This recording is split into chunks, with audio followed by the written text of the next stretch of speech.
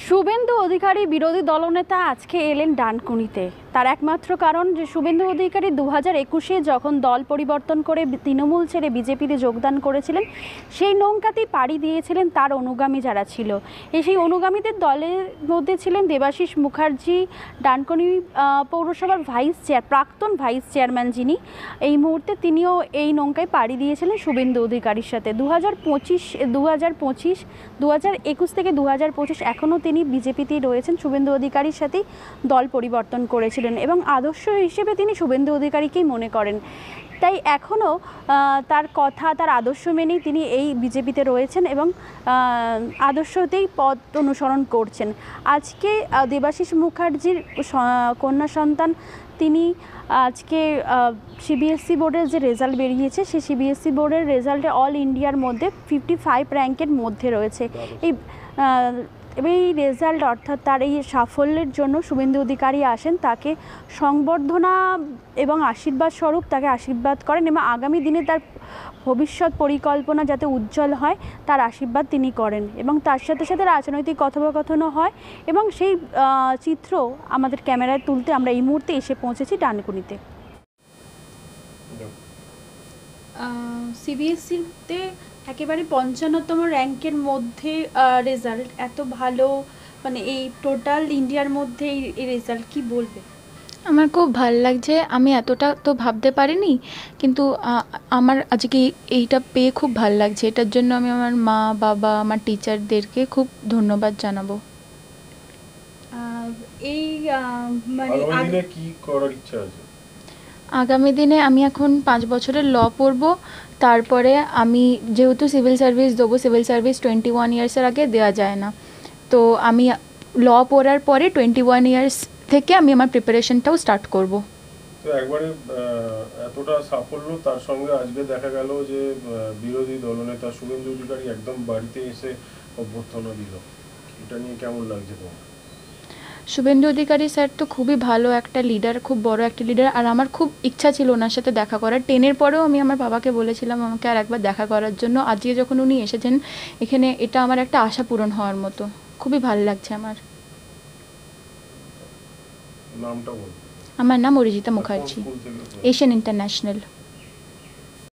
মেয়ের এই সাফল্যকে কি ভাবছেন এবং ও তো আগামী দিনে ল নিয়ে পড়তে চাইছেন, সেটা নিয়ে কি বলবেন? আমি মেয়েকে কোনোদিনই কোনো ব্যাপারে জোর করিনি, ওর যেটা ইচ্ছা সেটাই ও করেছে। এবার দেখা যাক কতটা কি সাফল্য পায়। এই তো শুরু স্টেজ, এখন সাফল্য পেলে তো মায়ের ভালো লাগবেই। সেরকম হিসেবে আমার খুবই ভালো লাগছে। ওকে মানে কতক্ষণ মানে পড়াশোনা করতো বা ওর পড়াশোনার সেরকম কোনো নিয়ম ছিল না, আমি কোনো দিনই দেখিনি যে এইরকম পড়তে হবে বা এরমভাবে টাইমেই বসতে হবে। তবে ওর যখন ভাল লাগতো তখনই ও পড়তে বসতো, এটা আমি দেখেছি। শুধুমাত্র মেয়ের সাফল্য তাই নয়, তার সাথে সাথে একদম বিরোধী দলনেতা বাড়িতে এসে মেয়ের এই কনগ্র্যাচুলেশনস যে ওনাকে জানালো, এবং তার সাথে সাথে এই ব্যাপারটাকে কিভাবে দেখছেন? আমি এটা বিশাল একটা আশীর্বাদ স্বরূপই দেখছি। মানে আমি তখন রেজাল্টের কথাটা ভুলেই গেছি। ওনার যে আশীর্বাদ, ও জীবনের শুরুতেই একটা স্টেপ নেওয়ার সময় যে এই যে এত বড় একজন ব্যক্তির যে আশীর্বাদ, এটাকে আমি আমার জীবনেও মানে ধন্য হিসেবে দেখছি। আমার নাম মৌমিতা চক্রবর্তী। বিরোধী দলনেতা শুভেন্দু অধিকারী আপনার বাড়িতে এসেছিলেন এবং মেয়ের এই সাফল্য, আজকে যে র্যাঙ্ক করেছে অল ইন্ডিয়ার মধ্যে 55 যে র্যাঙ্ক, আজকে সংবর্ধনা জানালো, কি বলবেন এই ব্যাপারটা? আজকের দিনটা আমার জীবনে একটা অন্যতম সুখকর দিন। তার কারণ হচ্ছে, একদিকে মেয়ের রেজাল্ট, সবে সদ্য রেজাল্ট আউট হয়েছে এবং আমাদের আশাতীত ভালো ফল করেছে, এবং আমরা যখন সকলের কাছে আশীর্বাদ কামনা করছি তখন আমি তো একটা রাজনীতির সঙ্গে যুক্ত, আর সেই রাজনৈতিক দলের আমার সবচেয়ে প্রিয় নেতা, এবং শুধু তিনি নেতা নন, জননেতা, সারা দেশব্যাপী যার ব্যাপ্তি, তিনি এসে আজকে আমার মেয়েকে আশীর্বাদ করে গেলেন। এটা আর একটা অতিরিক্ত পাওয়া। একদিক দিয়ে মেয়ে এক দিল, মেয়ের যে রেজাল্ট সেটা একটা পাওয়া, আর তাকে সংবর্ধনা বলবো না, আশীর্বাদ বলবো। আশীর্বাদ করতে এলেন বাংলার জননেতা, আমার প্রিয় নেতা শুভেন্দুদা। এর থেকে আর বড় পাওয়া কিছু হয় না। তাই আজকের দিনটা আমার জীবন খাতার ইতিহাসে একটা স্মরণীয় দিন হিসেবে উল্লেখ থাকবে। মেয়ের তো ইচ্ছে ছিল মাধ্যমিকের পরে শুভেন্দু তার সঙ্গে দেখা করা, কিন্তু সেটা হ্যাঁ, হয়নি। হ্যাঁ।